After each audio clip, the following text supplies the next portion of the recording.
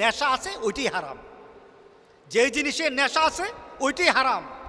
আপনার নেশা হতে পারে খাদ্যের মধ্যে, নেশা হতে পারে আপনার তাসের মধ্যে, নেশা হতে পারে আপনার জুয়ার মধ্যে। রাসূল পাক সাল্লাল্লাহু আলাইহি সাল্লাম সকল ধরনের নেশাকে হারাম করেছেন। কারণটা কি?